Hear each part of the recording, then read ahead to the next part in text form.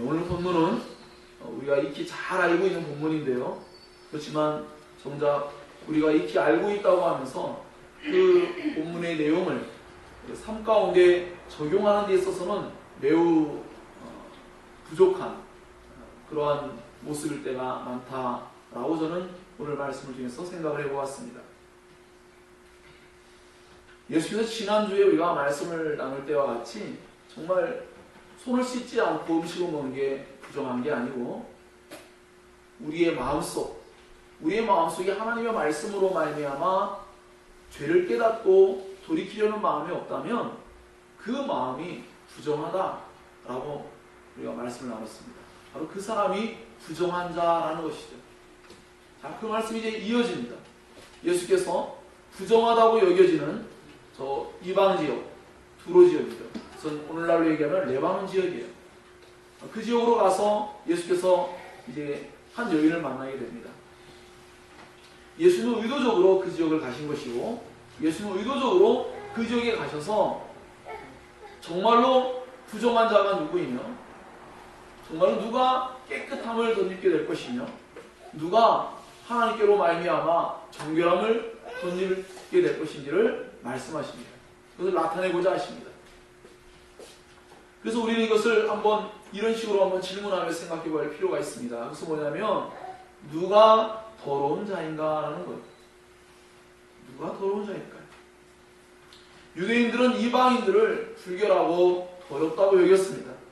그들은 이방인들을 더러운 개와 더러운 돼지처럼 그렇게 여겼습니다. 자신들은 거룩하고 정결하다고 그렇게 여겼죠. 그래서 그들은 이방인들과의 접촉을 극히 꺼렸습니다. 이방인들과의 접촉은 자신들을 부정하게 만든다고 여겼기 때문입니다. 그래서 그들은 이러한 모든 생각과 교훈들은 사실은 하나님께로부터 온 것은 아닙니다. 하나님은 오늘 말씀을 통해서 이방인들, 온 세계의 구원자가 되시기를 기뻐하심을 나타내십니다. 방금 전에 유대인들이 가지고 있는 생각들은 장로들의 유전이고 전통이고 사람의 계명에 불과합니다. 바로 그렇기 때문에 예수님이 이제 두로 지방, 이방 지역에 가서 더러운 귀신 들린 그 딸을 고쳐주시는 그런 내용을 통하여서 누가 정말로 더러운 자인가, 누가 정말로 하나님 앞에서 깨끗한 자인가에 대하여 사람들에게 분명히 깨닫게 하시기를 원하셨습니다. 자, 그래서 오늘 우리는 결과를 이미 알고 있지만 하나하나 따지고 생각하다 보면 과연 이 여인이 예수께 나타내 보인 그 믿음의 행위가, 그 믿음의 신앙 고백이 얼마나 놀라운 것이며, 또 예수께서 왜 그 지역으로 가서 그 여인을 만났는가에 대한 답변을 얻게 됨을 통하여서 하나님께서 오늘도 우리들을 만나기를 원하시고, 오늘도 예배를 통하여서 우리를 지금 만나기를 원하신다는 것을 우리는 깊이 생각할 필요가 있습니다. 그러니까 정말 이 자리에 그냥 참여해 있다고 해서 그 사람이 깨끗해지는 것은 아닙니다. 또 우리가 예를 들어서 바르게 올바른 자세로 있다고 해서 그것이 반드시 올바른 예배라고 할 수도 없습니다. 정말로 가장 중요한 것은 그 사람의 마음입니다. 그 사람의 마음이 하나님을 진정으로 갈망하지 않으면 앞으로 아무리 하나님 앞에 좋은 자세를 가지고 예배한다 할지라도 마음속에 허망하고 헛된 생각이 빠져 있으면 그것은 예배한 것이 아닙니다. 물론 하나님을 올바로 예배하고자 하는 사람들은 올바른 자세를 갖기도 합니다. 하지만 그것은 정형화된, 분명히 반드시 그래야만 되는 것은 아닙니다.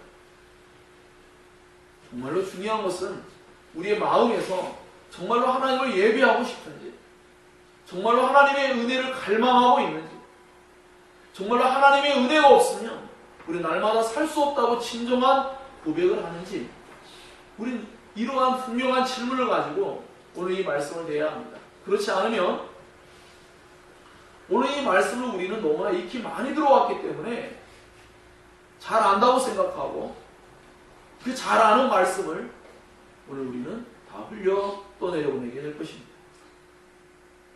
그러나 우리가 잘 알고 있다는 그 말씀, 바로 그것을, 그 속에 있는 그 내용을 우리의 마음속에서 진정으로 알고만 있는 것이 아니라 그 속에 있는 사건들 속에, 중심 속에 있는 그 수로보니게 여인, 예수님의 마음을, 수로보니게 여인의 그 마음을 우리가 올바르게 이해한다면 오늘 이 말씀이 우리들의 마음을 깨끗게 하시는 하나님의 역사가 각자에게 나타날 줄로 믿습니다.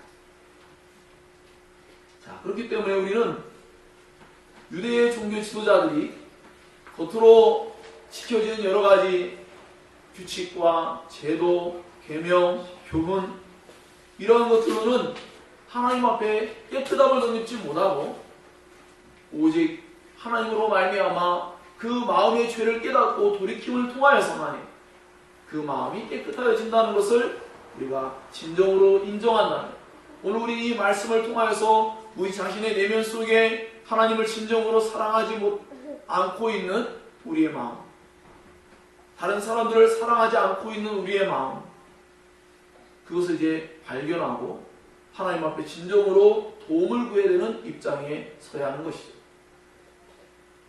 사람의 마음속에 있는 것이 무엇이라고 예수님 말씀하셨습니까?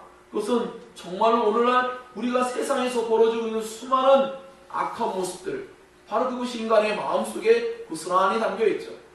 어떤 사람들에게, 살인자들에게만요? 그렇지가 않죠. 모든 사람들에게 그러한 부정한 마음이 있다.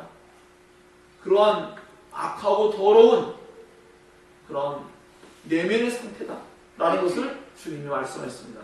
그러므로 우리는 오늘 이 말씀을 대할 때 우리 모두에게 포함된, 모두에게 속한 그런 말씀이라고 온전히 인정하고 이 말씀을 대해야 하는 것입니다. 그래서 우리는 결론적으로 마지막 후반부에 과연 누가 더러운 자인가에 대해서 자기 자신이 스스로 이제 하나님 말씀을 통하여 답을 얻어야 합니다. 과연 그럼 나는 깨끗한 자인가? 그럼 나는 과연 무엇으로 깨끗해질 수 있는가에 대해서 이제 답을 얻어야 합니다. 내가 더러운 자라는 걸 깨닫게 되었다면 내 마음속에 예수께서 말씀하신 그 더럽고 악한 생각으로 가득 차 있다면 어떻게 해야 하나님 앞에 깨끗해질 수 있을까에 대한 답을 얻고 그것을 주님의 은혜 속에서 구해야 합니다. 이것은 정말로 중요합니다. 왜냐하면 좀 더 결론적으로 말씀드리면 정말로 하나님을 갈망하지 않으면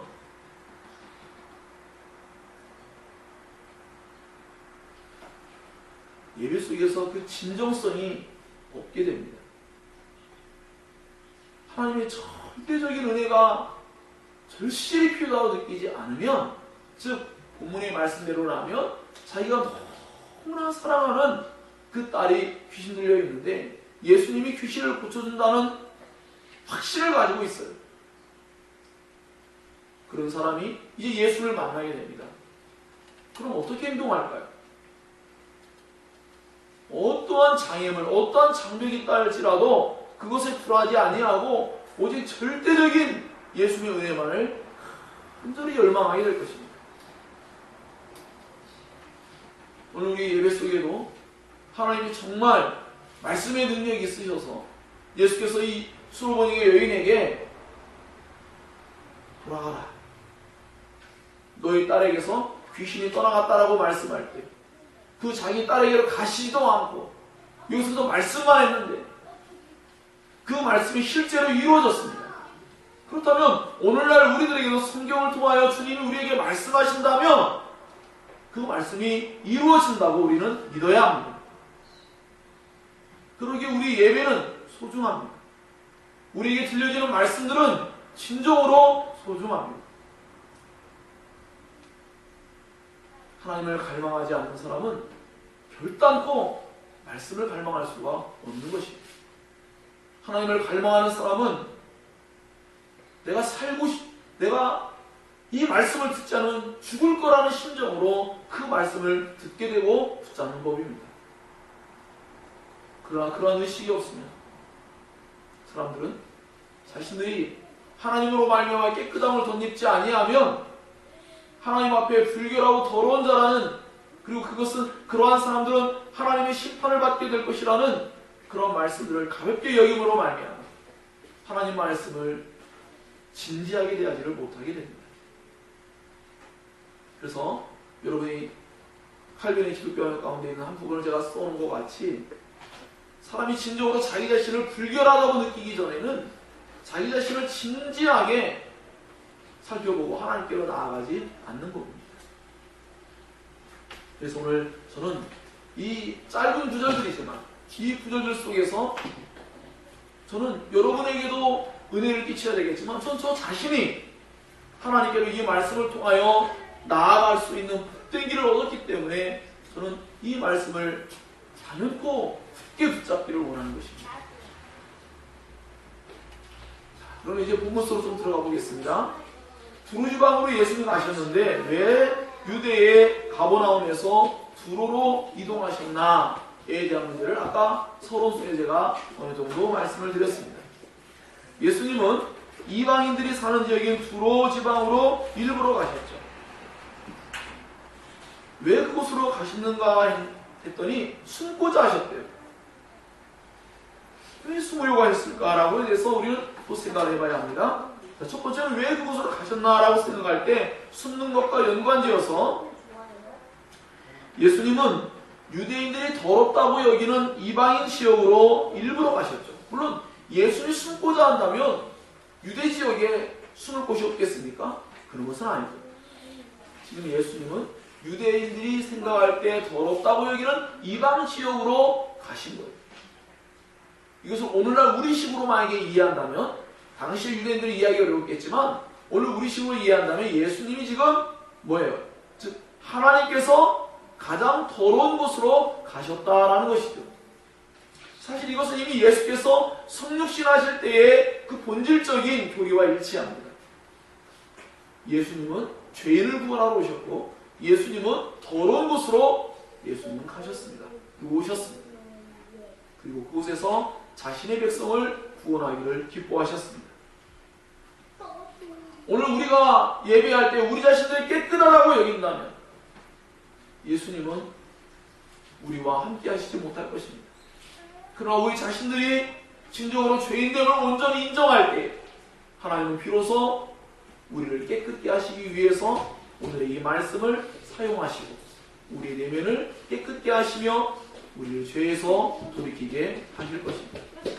물론 우리는 근본적으로 예수님을 영접하였고 중생한 자여 회심한 자입니다. 하지만 여전히 우리는 마음속에 이러한 죄들이 남겨져 있고 여전히 그 죄와의 싸움이 남겨져 있습니다. 그러기에 우리의 마음속에는 여전히 이 죄로 말미암아 넘어짐 속에 있는 우리의 가슴 아픔과 어려움들이 있죠. 그 고통들이 있습니다. 우리는 이 문제를 언제나 하나님께 예배할 때마다 해결을 받아야 합니다. 그렇지 않으면 우리는 진보하거나 성장할 수 없습니다. 그러한 죄에 여전히 빠지는 것을 당연히 여기고 마치 구원파에 속한 사람들이 주장하는 것처럼 이제는 우리가 짓게 된 어떠한 죄를 통해서 하나님 앞에 절대로 심판을 받지 않는다는 그 교리 하나만을 붙잡고 그들이 삶을 잘못된 삶으로 나아가는 것처럼 우리가 그렇게 될 수가 있기 때문입니다.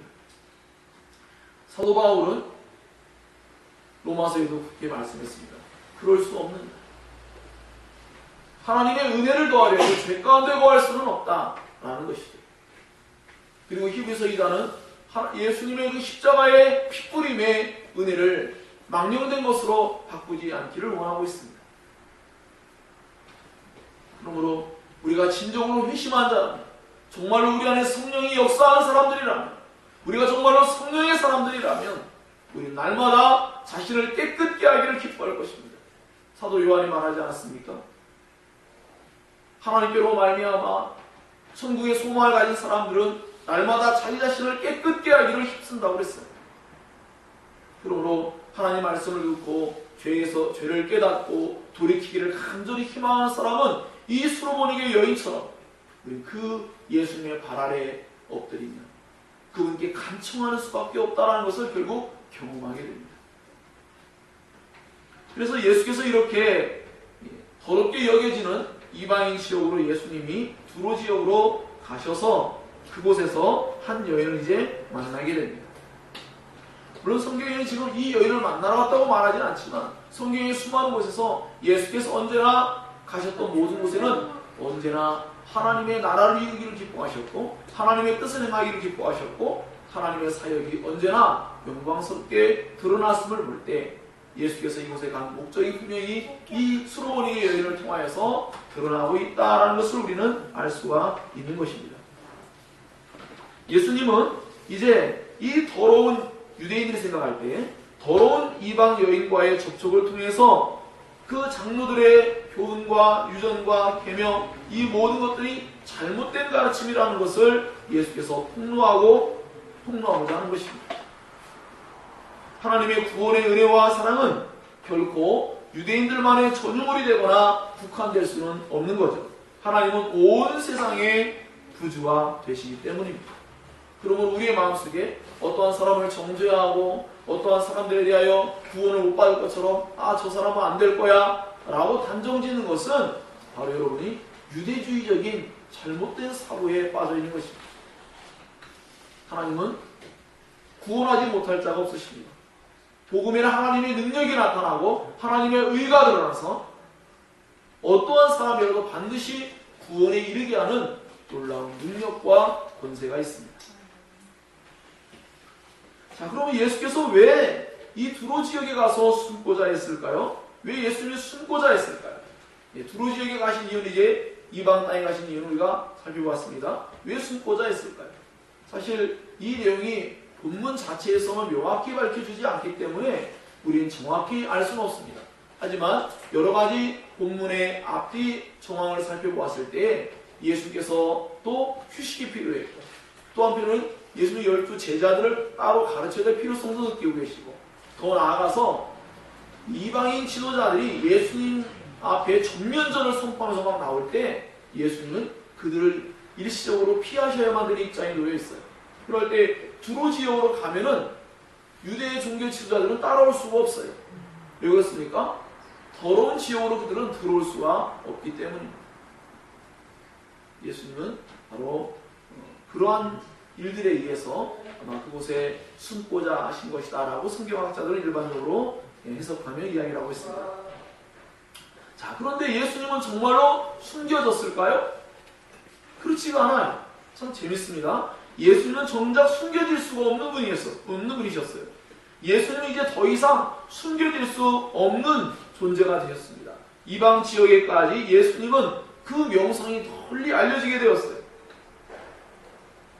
예수님이 정말로 숨고자 하셨다면 얼마든지 숨을 수 있었겠지만 지금 마가복음서에서 이것을 우리들에게 알려주는 이유는 예수님이 이제 더 이상 숨겨질 수 없는 공적 존재로서 그 사역을 하고 계시다라는 것을 우리에게 알려주고 있는 것입니다. 그러나 또 한편은 예수님은 그렇게 하나의 인성으로서 표현한다면 예수님은 지금 어떠한 어려움 속에 지금 또 두려움 가운데 계실 수도 있다라고 우리가 짐작할 수도 있는 것이죠. 자, 그래서 예수님은 이렇게 숨는 척한 것은 아닙니다. 숨고자 하셨지만 그러나 예수님은 드러날 수밖에 없는 입장이 되셨죠. 자, 이런 것을 볼 때 우리는 우리가 예수의 길을 따라가는 삶을 산다면 그리스도인들도 세상 가운데서 결코 숨겨질 수 없는 존재라는 주님의 말씀을 우리가 떠올릴 수가 있게 되겠죠. 산 위에 있는 동네가 숨겨질 수 없음과 같이 정말로 주님께서 우리를 빛으로 소금으로 부르셨을 때 우리가 그 맛을 내고 우리가 그 빛을 드러낸다면 우리는 세상 가운데 결코 감춰질 수 없는 존재다라는 것을 우리가 생각해 볼 수 있습니다. 여러분 어떻습니까? 여러분은 자신들이 세상 속에서 감춰지고자 할 때가 있지 않습니까? 숨고자 할 때가 있지 않습니까? 예. 때로는 우리들도 하나님의 사역을 하면서 숨고자 할 때가 있어요. 때로는 휴식을 취하려는 마음도 있고 여러 가지가 있겠지만 어쨌든 자기 자신을 감추려고 하지만 감출 수 없는 입장에 놓이고 노출될 때가 있어요. 그럴 때 우리는 예수님처럼 하나님의 사역을 우리가 진행하는 공적인 존재로 우리 자신을 하나님 부르시고 우리를 사용하려고 하고 있다라는 의식을 가져야 됩니다. 그리고 거기에 올바르게 반응을 해야 합니다.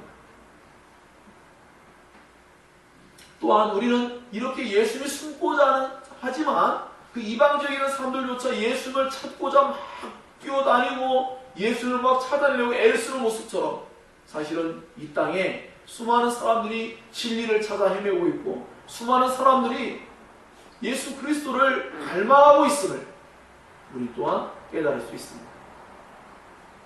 분명히 하나님의 택자들이 하나님의 은혜를 얻고자 진리의 말씀을 듣고자 갈망하며 그렇게 애타는 모습이 표현되고 있는 것이죠. 그리고 이것은 우리에게 적용한다면 우리 역시도 그 예수님을 갈망할 수 있어야 한다는 것이죠. 때로는 하나님은 어쩔 때 부재 중이실 때가 있어요. 즉 안 계신 것처럼 느껴질 때가 있어요. 예수는 어쩔 때는 숨어 계신 것만 같을 때가 있어요. 그때 우리는 어떻게 해야 됩니까? 언젠가는 나타나시겠지 라고 하면서 그저 막연히 기다려야 합니까? 그렇지 않아요. 우리는 갈망해야 합니다. 그분을 찾아야 되고 두드려야 되고 그분께로 나아가야 합니다. 그것이 우리가 마땅히 해야 할 일입니다. 마침 공교롭게도 우리가 오늘 하이델베르크 교류문답 116문에서 118문까지 읽었는데 그 내용들이 오늘 말씀과 정말로 일치를 합니다. 그래서 하나님의 주권 속에서 아무것도 하지 않음이 아니라 하나님의 은혜가 주어짐이 기도를 통하여 주어진다고 말씀하시고 예수께서도 기도하시며 예수께서도 우리에게 기도하라고 말씀하셨습니다. 그러므로 우린 주님께 나아가야 되고 도우심을 구해야 되고 주님의 은혜를 갈망해야 합니다. 그저 가만히 있으면 그 사람에게 주어지는 것은 아닙니다. 누차 말씀드리지만 수많은 사람들이 예수께로 나아가기도 하지만 진정으로 주님을 갈망하는 사람들 그들에게 예수님은 만나주시고 그들과 접촉하시고 그들의 부정함을 정결함으로 바꿔주십니다. 우리가 이미 앞서 살펴봤지만 예수님이 혈루병을 앓던 여인과 접촉하기도 하고요. 또 회당장 야이로의 딸이 죽었죠. 그 딸 아이를 손을 붙잡고 일으키신 것 같이 예수님이 그렇게 죽은 자와 접촉하기도 합니다. 예수님은 결코 부정일 수 없는 존재이시죠. 이것이 하나님의 전능함입니다. 신비죠. 분명히 부정한 것을 만지면 부정해져야 되는데 더러워져야 되는데 예수는 오히려 그 부정한 것을 깨끗게 만드실 수 있는 그러한 분입니다. 더러움을 제거할 수 있는 그러한 분입니다. 그래서 예수님이 이 땅에 오셨어도 예수님 율법을 완전히 지키시고 예수님 자신 안에는 정결함을 절대적으로 지킬 수 있고 오히려 부정한 자들을 정결케 하시는 일을 지금 하고 계신 것입니다. 그리고 답은 사실 정해져 있어요. 예수님께로 나아가는 것 외에는 우리는 아무도 정결일 수가 없다라는 결론에 이를 수 있습니다. 이와 같이 예수께서 더 이상 숨길 수 없는 존재이기에 오늘날 우리들도 그 예수님을 진정으로 갈망한다면 그분은 자신의 백성들에게 자신을 나타낼 것입니다. 오늘 우리가 정말로 예수를 갈망하고 그분의 은혜를 간절히 열망한다면 여러분이 조금 아까 불렀던 찬송가 속에 하나님을 갈망하는 찬송들을 불렀습니다. 정말로 그렇게 우리가 진정으로 갈망하고 있는지 그리고 그렇게 갈망해야 될 것을 우리 말씀을 통해 깨닫고 오직 그것 외에는 방법이 없다는 것을 절실하게 깨닫고 그분께로 나아가는 것이죠. 예. 이 두로지역에다 좀 이따 예수님이 이제 다음 주에 말씀했지만 시돈 지역으로 이제 떠나가시지 않습니까? 30절에 보면 두로지방에서 나와 시돈을 지나고 데가볼리 지방을 통과하여 갈릴리로서 이제 갑니다. 두로지역에 가서 이 여인을 만난 거 외에는 아무것도 기록하고 있지 않아요. 무슨 말입니까? 수많은 사람들이 예수를 찾고자 하고 나아가지. 그 중에 이 한 여인이 그 절대적인 갈망을 가지고 주님께로 나아간 모습을 보게 됩니다. 그러므로 혈루병을 앓던 여인과 같이 수많은 사람들이 예수를 밀지만 예수께로 향한 진정한 믿음을 표현하지 않으면 예수님은 그들에게 그 능력을 나타내지 않는다라는 것도 우리가 이해할 수 있어야 합니다. 두 번째로는요, 더러운 피 흔들린 딸을 둔 여인의 간청이라는 부분을 한번 살펴보자 합니다. 첫 번째는 예수님의 오셨다는 소식을 듣게 됩니다. 그래서 헬라인이요 또 수로보니게 족 가운데 속한 이 여인이 자신의 딸이 귀신 들려 있는데, 더러운 귀신이 들려 있는데 이 딸을 고침받게 하고자 그는 그 딸을 데리고 갈 수 없는 입장 속에 있죠. 귀신 들려 있으니까 지 마음대로 행동하지 않겠습니까? 그러니까 데려갈 수 없는 입장 속에 있어요. 그러니까 오직 자기 자신밖에 나아갈 수 없는데 그 자기 자신만 나아가도 예수를 고칠 수 있을 것이라고 믿었던 거예요. 혈루병 앓던 여인이 예수님의 옷만 손잡아도 예수님의 옷가에만 손을 대어도 나을 것이라고 믿었던 그 믿음과 같이 이 수로보니게 여인도 자기가 나아가도 예수님이 말씀하시면 자기 딸이 고침받을 수 있을 것이라고 그는 믿었다고 생각이 됩니다. 이것은 나중에 예수님께서 마태복음 속에 보면 15장에 큰 믿음을, 이 여인이 큰 믿음을 가지고 있는 것을 말씀해요. 성경 속에 큰 믿음을 가진 것은 이 백부장, 로마의 그 군대 장관이었던 백부장과 이 여인에게만 해당되는 말이었어요. 로마의 백부장도 어땠습니까? 위에 상관이 있으면 자기 부하에게 이렇게 해라 저렇게 하라고 말하면 마땅히 그 명령을 이행하는 것처럼 주님이 말씀하시면 가지 않아도 주님 그 말씀이 이룰 것이라고 믿습니다 라고 하는 내용과 일치합니다. 우리의 마음속에 진정한 믿음이 있다면, 오늘 우리가 예배할 때 우리의 마음속에 진정한 믿음이 있다면 하나님 우리를 통하여 우리가 미처 손을 대지 못하고 우리가 해결할 수 없는 수많은 곳에, 수많은 일들에 주님은 분명히 그 능력을 나타낼 수 있다고 믿습니다. 우리 그러한 믿음으로써 이 수로보니게 여인을 바라보아야 합니다. 이 더러운 피 흔들린 딸을 둔 이방 여인이 예수께서 하는 행동이 뭡니까? 그 발 아래에 엎드렸습니다. 이 모습은 앞서서 예수님께 와서 예수님을 시험하고자 했던 바리새인들의 모습과는 사뭇 다른 모습이죠.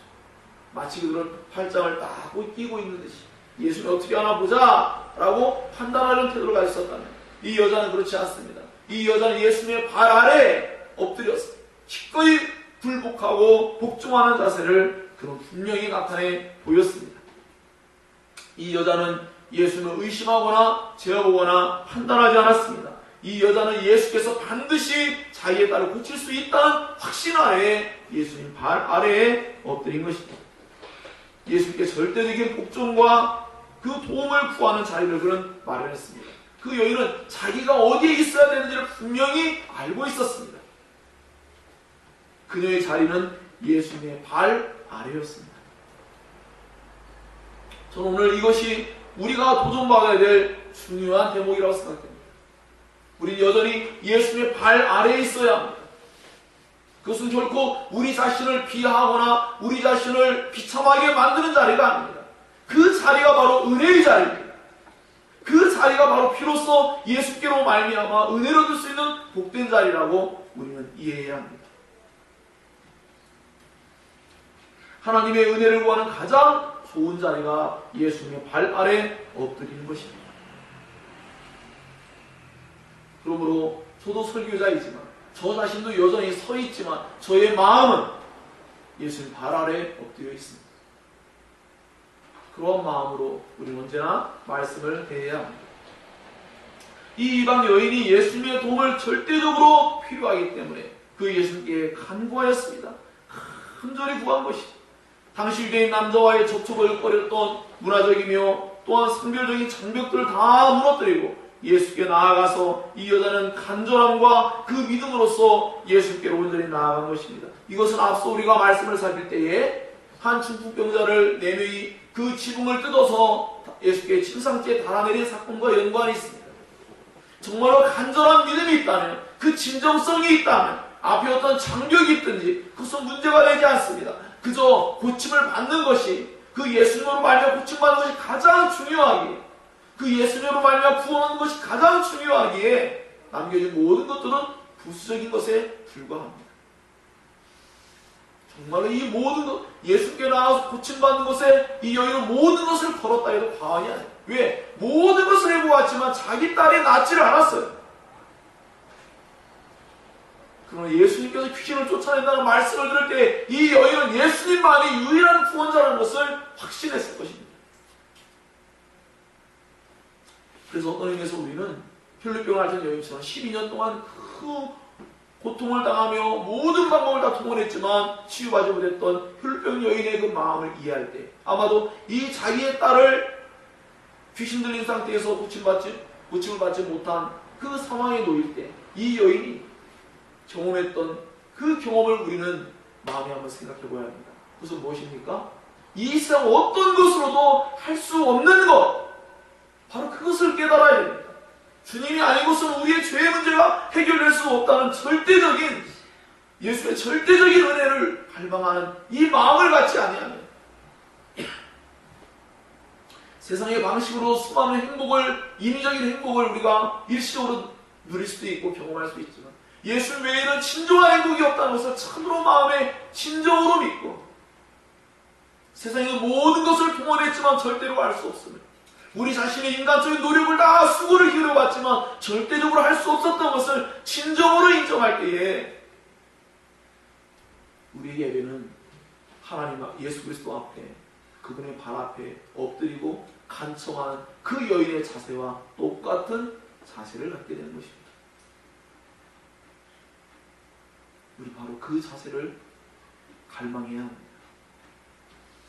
이 여인은 회당자인 야이로의 말과 같이, 또는 두려워하는 마음, 또는 귀먹고 벙어리 된 어떤 귀신 들린 아들을 뒀던 아버지가 할 수만 있다면 이라고 했던 말, 그것과는 달리, 즉 이 여인은 할 수만 있다면이 아니라 반드시 주님이 고쳐주실 것을 믿었습니다.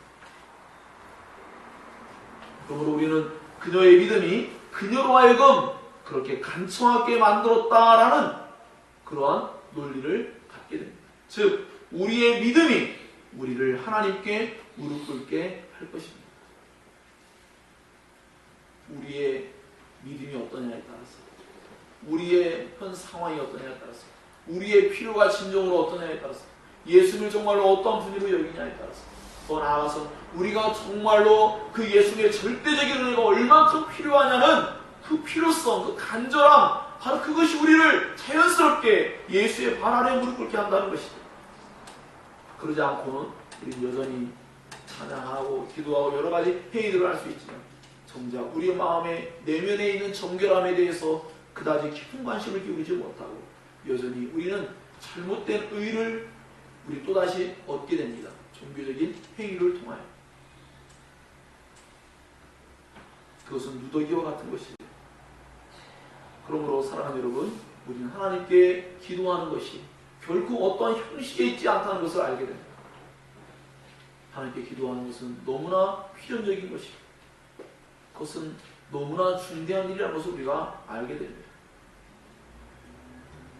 세 번째, 자신의 자녀를 구별하시는 예수님에 대해서 살펴보겠습니다. 예수님이 이 여인을 시험합니다. 여인의 간청에 대해 예수님은 충격적인 답변을 하신 것이죠. 즉 자녀를 먼저 배불리게 하여야 하고 자녀의 떡을 취하여서 개들에게 던져주는 것은 마땅하지 않다라고 말씀한 거죠. 즉 이 여인을 개처럼 취급한 거예요. 자녀의 음식을 개에게 준다는 말씀은 앞서 음식을 통한 정결과 부정을 이야기한 것과 연결을 맺고 있습니다. 예수님은 이스라엘 백성들을 하나님의 자녀로, 이방인들을 개로 지금 비유하고 계세요. 그러나 실제적으로 이방인들을 예수께서 진정으로 유대인들과 같은 사고를 개처럼 여기는 건 아니에요. 다만 그 당시 사회 속에서 일반적으로 관용적으로 알고 있는 내용을 가지고 이 여인에게 접목하고 있는 거예요. 그랬을 때 이 여인이 과연 어떠한 반응을 할 것이냐에 대하여 주님은 듣기를 원하셨던 것입니다. 그러므로 예수님은 이 여인에게 매우 어떻게 보면 듣기에 따라서 경멸적인 그러한 용어를 사용한 것과 다름이 없습니다. 하지만 예수님은 사람을 차별하지는 않으시죠. 다만 사람을 구별할 뿐입니다. 예수 이 말씀을 통해서 하나님의 백성을 찾아내고 하나님의 백성을 구별되기를 원하시는 그 시험이라고 볼 수 있습니다. 오늘날도 예수님은 사람들을 구별하시고 시험하십니다.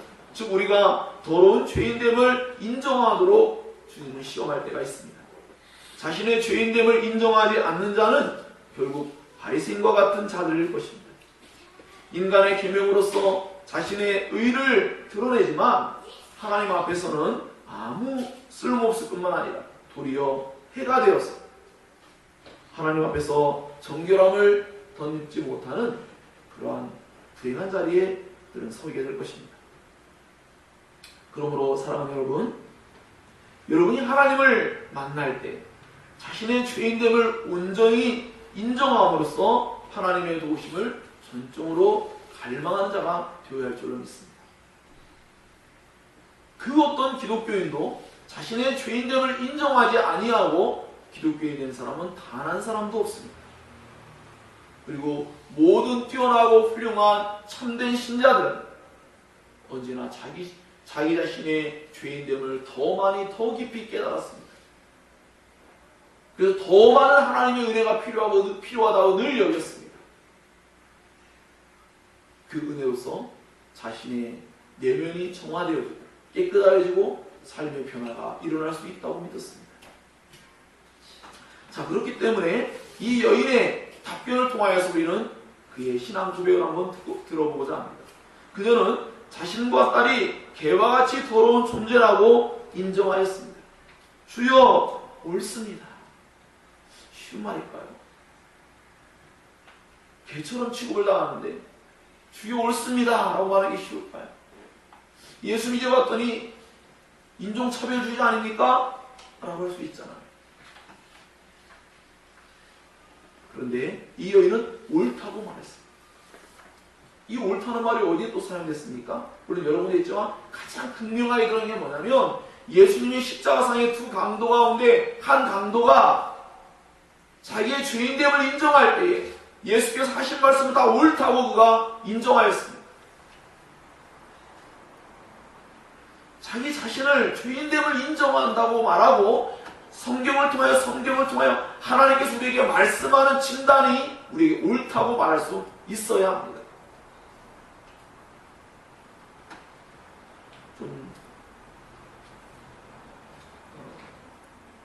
우리 사모님도 어제 우리 김현진 사모님이 그 카톡 보내준 거 보고서 자신의 그 환자됨을 알았는데 사람들이 병원에 가야 된다고 아무리 이야기해도 자기가 갑자기 의사가 되기 시작하는 거예요. 이러저러 해서 또는 갔을 때 또 아무것도 아닐까 봐 정말 여러 가지 이야기를 많이 써요. 그리고 우리가 늘 알고 있다시피 예수님의 절실한 필요성이라고 뭡니까? 자신의 환자됨을 인정할 때에 의사이신 예수님이 절대적으로 필요한 것 같이 자기의 죄인됨을 진정으로 인정해야만 예수님의 절대적인 구원의 은혜를 필요로 하는 것이죠. 이 여인과 같이 옳다고 인정해야 합니다. 하나님 우리를 진단할 때 옳다고 인정해야 합니다. 하나님께서 성경 말씀을 통하여 우리의 내면이 이렇게 썩어 있다고 말할 때 인정해야 합니다. 사람의 마음속에 무엇이다고 그랬습니까? 사람의 마음에서 나오는 것은 악한 생각, 음란과 도둑질과 살인과 간음과 탐욕과 악독과 속임과 음탕과 질투와 비방과 교만과 우매함이니 라고 그랬습니다. 이 모든 것이 우리의 마음속에 있다고 하나님이 진단하셨고 우리 이 말씀에 주여 옳습니다 라고 인정해야 합니다. 우리가 그 사람입니다. 그것을 인정하지 않으면 우리는 바리새인들처럼 예수님과 논쟁은 하지만 예수님 그들에게서 떠나가실 것입니다.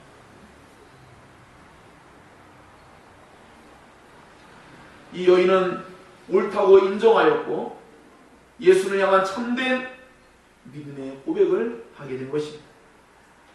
하나님의 구원 얻을 백성들만이 자신들의 무가치함과 자신들의 죄인됨과 자신들의 비참함을 개에 대하여 표현한다 할지라도 그들은 받아들입니다. 저는 예전에 제가 가졌던 어떤 생각이 있었는데 존 본연이 가졌던 생각과 일치한 것으로 깜짝 놀랐어요. 저는 과거에 제 마음의 죄를 성령께서 깨닫게 하실 때 날아가는 새가 너무 부러웠어요. 그냥 뭘 다른 친구도 있겠지만 그냥 새를 바라보면서, 왜 저 새는 나처럼 죄를 짓지 않을 거야, 이런 생각을 하니까 얼마나 부러웠는지 몰라요. 하나님의 심판의 두려움을 깨닫게 될 때 그 새가 너무나 부러웠어요. 알고도 하나님 말씀을 실천하지 못하는 죄를 깨닫게 될 때 그 새가 너무 부러웠는데, 나중에 존 번연이 자신이 쓴 회고록에서 죄인 괴수에게 넘치는 하나님의 은혜라는 책이 있어요. 이렇게 표현을 했어요. 일치하는 거예요. 정말 자신의 죄를 깨닫게 하시는 성령의 역사 속에 참된 신자들은 그것을 깨달아가는 것입니다. 이 여인도 그러한 심정이었을 것입니다. 인간을 중시 여기는 신앙 없는 사람들은 결코 흉내낼 수 없는 위대한 신앙 고백을 한 것입니다. 자신의 죄인됨을 인정하지 않는 기독교인은 결코 존재하지 않습니다. 수로보니게 여인은 자신의 부정함을 온전히 인정하면서도 상 아래 개들도 아이들이 먹던 부스러기를 먹나이다 라고 말하면서 예수님의 은혜 베풀어 주시기만을, 예수께서 긍휼히 여겨주시기만을 간절히 열망했습니다. 오직 예수님의 전적인 주권 가운데에서 자신을 불쌍히 여기시고 은혜 베풀어 주시는 그 은혜만을 간청하였던 것입니다. 예, 그렇습니다. 저는 죄인입니다. 저는 부정한 여인입니다. 그런 더러운 자이지만 은혜 얻기를 원합니다 라고 진정으로 간청했던 것이죠. 그러므로 그녀는 하나님께서 보실 때 자신을 그렇게 부정한 존재로 보시지만, 그럼에도 불구하고 하나님께서, 즉 예수께서 자신에게 은혜를 베풀어 주신다면 자신을 정결하게 하실 수도 있는 분이라고 그는 믿었던 것입니다.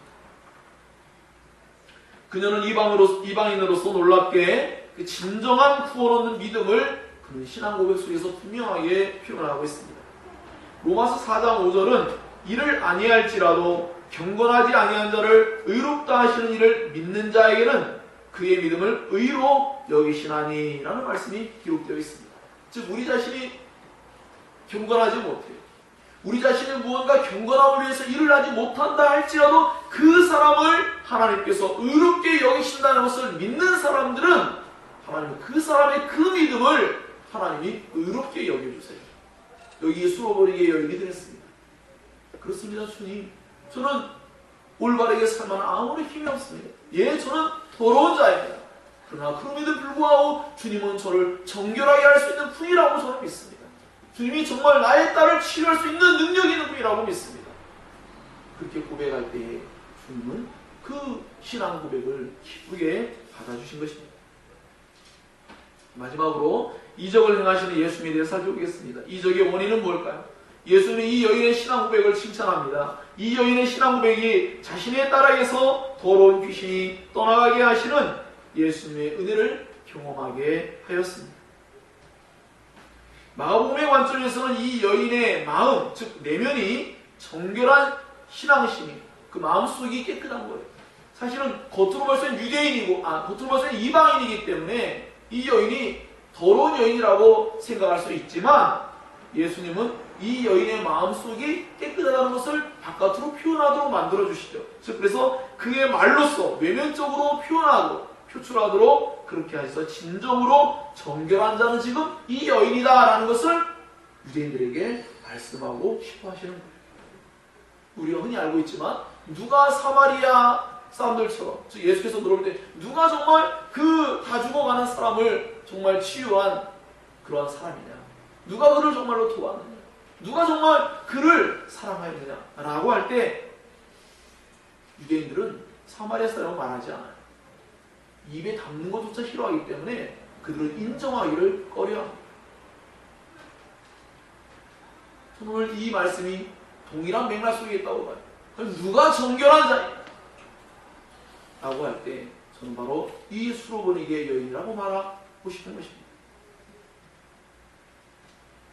사랑하는 여러분, 우리 오늘 이 말씀을 통해서 우리 역시도 얼마나 이런 비슷한 류의 잘못과 실수를 반복하는가 생각해 보아야 합니다. 겉모양만을 중시함으로써 인간이 만들어 놓은 규칙과 제도와 전통과 관습들로 인해서 사람을 판단하고 오히려 하나님의 계명을 무시하고 있지는 않은지 한번 돌아봐야 됩니다. 즉 하나님의 계명의 핵심은 사랑이에요. 사랑. 이렇게 인간이 만들어 놓은 수많은 제도와 규칙들, 전통들, 계명들을 잘 지키면 그것이 자신들의 자부심이 되어서 자신의 죄인됨을 망각하는 오류를 범한 이 바리새인들의 모습을 우리는 살펴보면서 우리 자신들이 그런 위치에 있지 않도록 우리의 내면을 살펴야 한다는 것입니다. 우리는 철저히 하나님의 도우심을 구해야 합니다. 성령의 도우심을 구하지 않고는 우리의 내면은 새로워지거나 깨끗해질 수가 없습니다. 겉으로 그럴싸하게 또다시 포장을 할 뿐이지 그 죄는 여전히 남겨져 있습니다. 그러나 주님은 죄를, 우리 더러움을 제거하려고 오셨어요. 사도 바울은 이렇게 고백했습니다. mit보다 모든 사람이 받을 만한 이 말이요 그리스도 예수께서 죄인을 구원하시려고 세상에 임하셨도다 하였도다. 죄인 중에 내가 괴순이라 라고 말씀했습니다. 그의 고백이 정말로 옳습니다. 이적의 결과는 어떻습니까? 예수께서 이 말을 하였으니 돌아가라. 귀신이 내 딸에게서 나갔느니라 라고 말씀하니까 집에 돌아가서 봤어요. 그랬더니 아이가 침상에 누웠는데 귀신이 떠나갔습니다. 예수의 말씀은 창조의 능력과 권위가 있습니다. 예수께서 말씀하시니까 그대로 되었습니다. 우리 예수님의 말씀의 능력을 믿어야 하며 이 성경에 기록된 이 말씀의 권위를 인정해야 합니다. 여인과 아이는 자유를 얻게 되었고 더욱더 예수님을 굳게 신뢰함으로써 구원의 은혜를 기뻐했을 것입니다. 귀신이 떠나가는 일이라는 것은 우리가 앞서 살펴본 것처럼 하나님의 나라가 그 아이 마음 가운데 이루어졌다는 것을 가시적으로 겉으로 보여주는 그러한 이적이라고 말씀을 드렸습니다. 그와 같이 이 아이의 마음이 정결해졌다. 이들을 하나님께서 정결한 자가 되게 만드셨다. 하나님의 자녀가 되게 하셨다라는 것을 다 포함할 수 있습니다. 그러므로 정작 유대인들은 자신들이 하나님의 자녀라고 여기고 있지만 겉으로 봤을 때 혈육적으로는 그렇게 볼 수 있지만 진정한 하나님의 자녀는 바로 이 수로보내기의 여인과 이 딸이 될 수 있다는 것이죠. 또 재미있는 사실은 이 딸은 아무것도 한 게 없습니다. 그러나 하나님께서 은혜 베풀기를 원하시고 긍휼히 여길 자를 긍휼히 여기시는 하나님의 자비하게 그 자비하심을 나타내기를 원하시는 사람은 그 사람이 어떤 일을 하지 아니할지라도 그 사람을 깨끗게 하고 정결케 할 수 있습니다. 만약에 그 아이의 어떠한 행위가 필요했다면 너의 딸이 이러저러 하니까 어떤 행위를 하여라 라고 지금 말씀하셨을 텐데 그러지 않고 주님은 그 딸을 고쳐주셨습니다. 그러므로 이건 역시도 전적인 하나님의 은혜다라는 것을 우리가 알 수 있는 중대한 대목이라고 생각합니다. 자, 그래서 에베소서 2장 2절은 이렇게 말합니다. 즉 귀신이 떠나가지 않는 상태는 무엇냐 했더니 우리가 이미 앞서 또 말씀을 살펴본 게 또 있어요. 어떤 마을에 갔더니 그 지역에 가다라 지역에 갔더니 어떻게 했어요? 귀신 들린 마을이 있었어요. 그죠? 예. 돼지떼에게 들어가기도 합니다. 어떤 한 사람에게 있다는 돼지떼에 들어갔어요. 나중에 보니까 그 사람들의 마음이 이미 귀신이 쓰여있는 잘못된 태도로 예수님을 오히려 나가라고 말하는 그런 내용을 살펴본 적이 있습니다. 귀신은 더러운 마음이 없어합니다. 우리의 마음에 앞서 말씀드렸던 내면이 깨끗하지 않으면 악한 영이 우리에게 자꾸 접촉해가지고 우리로 하여금 죄를 짓게 만드는 그러한 영향을 우리들에게 끼칠 수 있습니다. 즉 참된 그리스도인은 귀신 들릴 수는 없지만 그 영향을 분명히 받는다는 것을 주의해야 합니다. 에베소서 2장 2절은 그때의 너희는 그 가운데서 행하여 이 세상 풍조를 따르고 공중에 권세 잡은 자를 따랐으니 곧 지금 불순종 아들 가운데 역사하는 영이라 라고 했습니다. 즉 우리가 하나님 말씀을 불순종하고 있다면 이런 악한 영에게 뭔가 영향을 지금 받고 있다는 것을 감지해라 라는 것이죠. 이 이적의 사건이 마가복음을 통해서 들려질 때에 수많은 이방인들이 부정한 가운데서 예수님으로 말미암아 정결함을 덧입는 은혜를 얻게 되었을 것입니다. 예수님은 부정한 자를 깨끗게 하시며 그렇기 때문에 수많은 사람들이 예수님의 이 복음을 듣고 마가복음을 통하여서 이방인들이 주께로 돌아온 일에 이 사건이 아주 중요한 역할을 했을 것이라고도 생각할 수 있습니다. 하지만 자신이 깨끗하다고 여기는 사람들, 즉 자신의 죄인됨을 인정하지 않는 사람들은 결코 깨끗함을 얻지 못할 것입니다. 더러운 귀신이 떠나가지 않고 그들의 마음을 여전히 더럽힐 것이며 그들의 마음은 여전히 죄로 가득하게 될 것입니다. 결론 맺겠습니다. 하나님께 진실한 사람만이 하나님의 은혜를 얻는다는 것이죠. 하나님께 자신의 죄인됨을 온전히 인정하는 사람들만이 하나님으로 말미암아 깨끗함을 얻을 수 있다는 것입니다.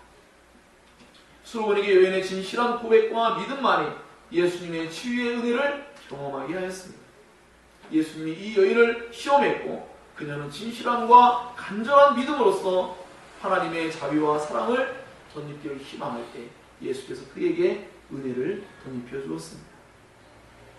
자신의 부정함을 온전히 인정하고 예수님의 도우심을 전적으로 의뢰하며 간구하는 참된 신앙의 자태를 우리가 하나님께 나타내야 될 줄로 믿습니다.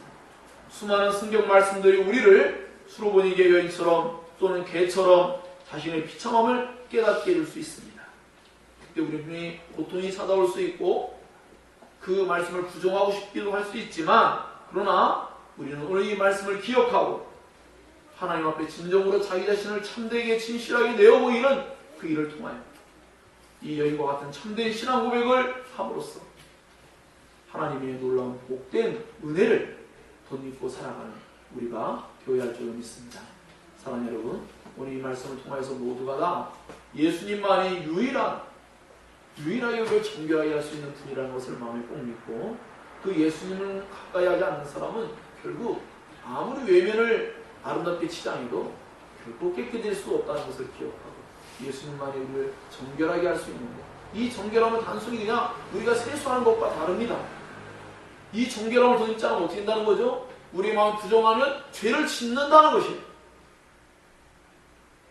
그냥 얼굴에 더러움으로 마치는 게 아니라 조금 부끄러움으로 마치는 게 아니라 우리의 내면 속에 있는 죄를 제거하고 주님으로 말미암아 깨끗해지지 않는다면 우리 그 죄를 지으며 날마다 죄 가운데 쉽게 말해서 개와 돼지처럼 토한 것도 먹고 구덩이에 그 더러운 그 탕물이 또 뒤집어 쓰고 들어간 그러한 개와 돼지와 다름없는 삶을 살아간다는 것입니다. 껍데기는 인간이지만 그럴 수 있다는 거죠. 껍데기는 그리스도인이지만 삶은 그렇게 엉터리가 될 수도 있다는 것을 경고해주고 있습니다. 그러므로 우리 이 말씀을 통하여서 날마다 주님께 정말 성화를 위해서 간절히 기도하고 주님의 절대적인 은혜를 얻고자 늘 주님 앞에 그 발 앞에 발 아래로 나아가고 정말 진실한 마음으로 간청할 수 있는 우리의 태도가 되기 원합니다. 주님 너무나 감사해도 우리에게 그렇게 기도할 수 있는 은혜를 주시고 우리가 부정한 자임에도 불구하고 우리를 깨끗게 하시기 위해서 우리에게 늘 찾아오고 계십니다. 오늘 저는 이 본문이 우리들을 깨끗게 하시고자 하는 우리의 교회 공동체를 깨끗게 하시고 우리 자신들을 깨끗게 하시고자 하는 복된 말씀이라고 믿습니다.